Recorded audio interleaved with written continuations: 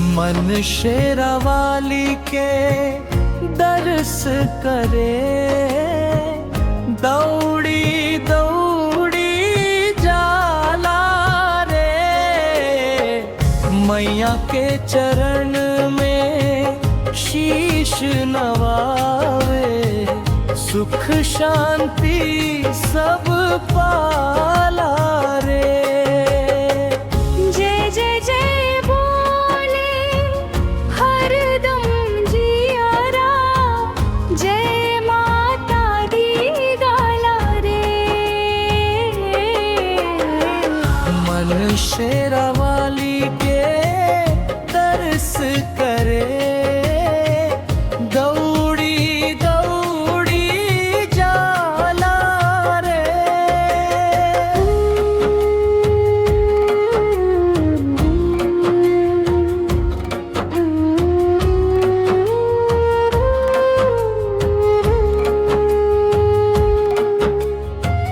लाल चुनरिया ओढ़े मैया, सिंह पे सवारी बा।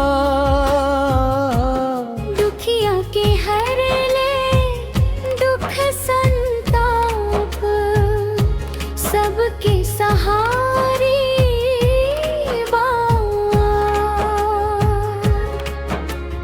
जाके दर पे माँ के कोई खाली हाथ न जाला, सच्चा मन से जो भी मांगे ओके वरदानी लाला। घंटी बाजे दीप जले, मंदिर गूंजे नाम, भक्तन के भीड़ लगल देखा गूंजे चारों धाम। मसूदन यादवा के अर्जी सुनलस मैया करस उपकारा। खाली झोली भर दस मैया, राखस लाज हमार।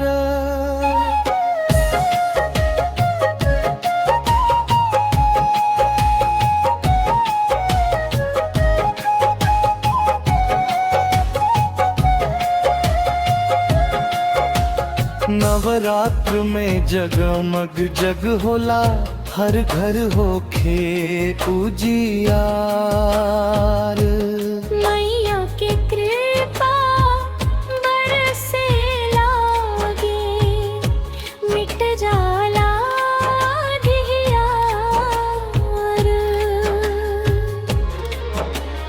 भक्ति में डूबल हर एक जियरा, नाम जपे दिन रात।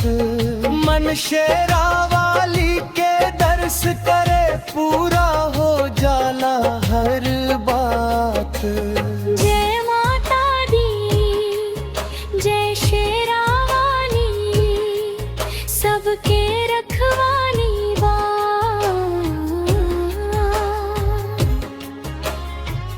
जगदम्बा मैया के महिमा